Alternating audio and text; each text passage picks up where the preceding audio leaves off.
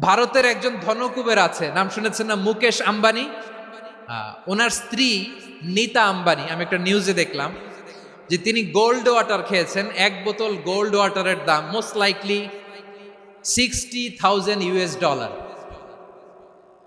$60,000 এক বোতল gold water.